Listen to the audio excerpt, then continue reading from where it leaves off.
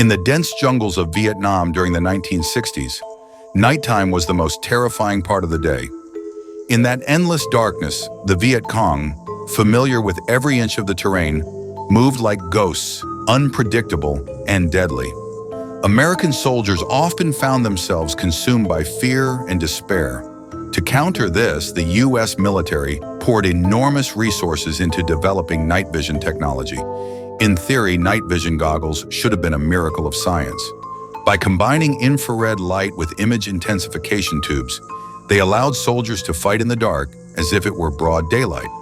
For the first time in history, humans could see through the night with what felt like supernatural eyes. But soon, strange stories began to surface. Some soldiers claimed that through those early night vision devices, they didn't just see the enemy. They also saw strange, translucent human figures drifting silently through the jungle. Figures with no weapons, no expressions, just faint silhouettes gliding like mist between the trees. That's when a chilling rumor began to spread. American soldiers weren't just seeing their enemies, they were seeing wandering souls.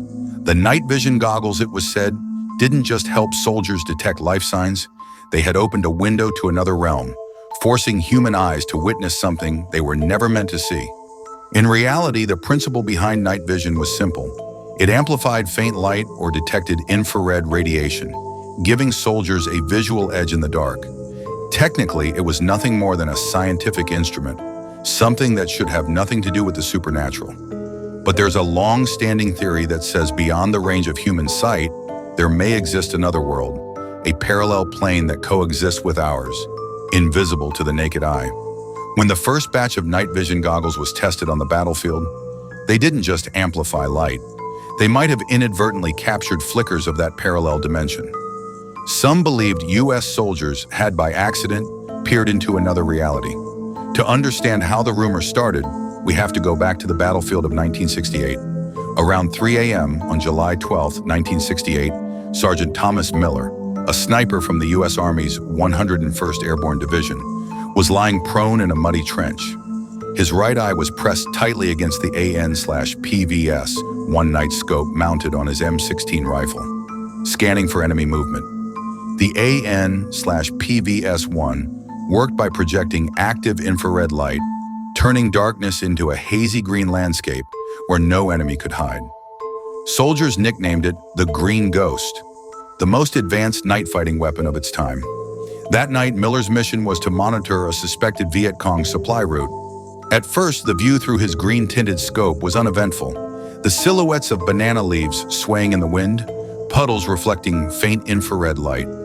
It was just like every other night he'd spent in that jungle for the past 3 months, until his sightlines swept past a bomb-shattered kapok tree. That's when he saw it, a figure standing behind the broken trunk. The figure wore a North Vietnamese soldier's khaki uniform, but didn't move. It just stood there, stiff and silent. Miller held his breath, slowly tightening his finger on the trigger. Then he noticed something off. The figure wasn't holding any weapon. A dark stain covered its chest, thick and congealed like dried blood. And stranger still, the figure's feet weren't touching the ground. They hovered about 4 inches above the muddy earth, the body gently swaying up and down as if floating. Miller thought his tired eyes were playing tricks on him. He blinked, refocused. The figure was still there. This time, he saw its face, if you could call it that. There were no features, no eyes, no mouth, just a blur of glowing green, as if acid had melted its shape. Then, without warning, the figure lunged straight toward him. Miller froze. He could feel an icy chill seeping through the night scope, crawling down his spine. Instinctively, he pulled the trigger. The bullet went straight through the figure's chest, splintering the tree behind it. But instead of falling, the figure began to fade, like vapor dissolving into the night, until it completely vanished from the green glow of the scope. At dawn, Miller led his patrol back to the site to check things out. The bullet hole from last night's shot was still clearly visible in the tree trunk, but the muddy ground around it was spotless. No footprints, no drag marks, not even a single bent blade of grass. When Miller reported this strange finding to his platoon leader, the officer's expression suddenly turned grim. He went quiet for a few seconds before saying, Don't tell anyone else about this. You're not the first to see something like that. It was only later that Miller learned the truth. Ever since the US military began widely issuing night vision goggles in 1967, reports of similar ghost sightings had been coming in from units all over Vietnam. For example, in the swamps of the Mekong Delta, a Marine patrol once reported seeing dozens of translucent figures walking across the water through their night vision scopes. Those figures had no lower bodies, and as they moved, the surface of the water didn't ripple at all. But the most terrifying account came from a squad in the 25th Infantry Division. While scanning near the entrance of a tunnel, they reportedly saw a massive black silhouette, nearly 10 feet tall. It had no limbs, just a huge head covered with glowing circular spots, like dozens of eyes staring back through the dark. As more and more of these supernatural sightings piled up, the US military quietly formed a secret task force known as Project Nightshade. The team included intelligence officers, psychologists, and optical engineers, among them a man named John Hopkins, who was responsible for improving the resolution of night vision systems. Their mission, to collect and analyze every anomalous sighting linked to night vision equipment. According to partially declassified documents released in 2010, by 1970 Project Nightshade had recorded 217 separate incidents involving 12 infantry divisions, 3 Marine battalions, and multiple special operations units. Of those cases, 68 had 2 or more eyewitnesses, and 32 reportedly included photographic or video evidence. When Hopkins first reviewed these reports, his initial reaction was disbelief. He insisted that such phenomena were scientifically impossible. After all, infrared radiation is simply electromagnetic energy emitted by heat.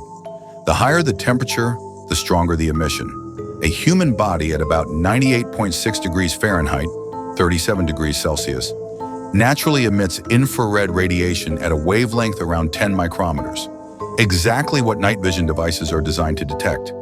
But a spirit, being non-physical, shouldn't have a temperature, and if it has no temperature, it can't emit infrared radiation, which means it shouldn't appear on a night vision scope at all. Still, to test the claims himself, Hopkins decided to conduct a field experiment. Between 2 and 4 a.m., he brought a night vision scope to a recently fought-over area to make direct observations. That's when it happened. In the corner of a rice field, he spotted something, a strange human-shaped figure. It was about 1.7 meters tall, hovering roughly a foot above the ground, and appeared light gray in color. It moved slowly, maybe half a meter per second. Hopkins immediately began taking radiation readings and found that the figure emitted far less infrared energy than a normal human body, closer to the baseline radiation levels of the surrounding environment. When he tried to get a closer look, the figure began to dissipate, slowly dissolving into the air like smoke until it vanished completely. That first-hand encounter changed everything. From that moment on, John Hopkins no longer doubted that what soldiers saw through their night vision scopes might be real, and that perhaps the devices had revealed something science was never meant to witness. So after returning to his lab, Hopkins began running a series of experiments. He discovered that when the surrounding temperature was close to human body temperature, the resolution of night vision devices would drop. Under those conditions, the goggles could easily mistake rising warm air currents or moist fog for blurry human figures. For example, in areas where battles had recently taken place, the ground often retained heat from explosions. When the hot ground met humid air, it created rising air currents that were slightly warmer than their surroundings. Through a night vision scope, these currents appeared as tall, thin shadows drifting through the air, almost like figures floating above the ground. This explanation seemed to make sense for most of the reported sightings. But Hopkins's experiments didn't completely settle the debate, because some cases simply couldn't be explained by heat waves. For instance, there were soldiers who claimed that these figures lingered in one spot for several minutes, and even seemed to bend down or turn around. Thermal air currents don't behave that way. They're constantly moving and can't maintain a stable shape. Even stranger, some soldiers swore they saw figures rise out of corpses on the battlefield and drift away into the distance. Obviously, hot air doesn't follow such purposeful, directed motion. And then there was Hopkins's own experience. He admitted that certain details from what he saw couldn't be explained by the heat flow theory either. The outline of the figure he observed had been too clear, too defined, not like the fuzzy distortion of moving air. And its direction of movement had been opposite to the wind, meaning it wasn't just being carried by air currents.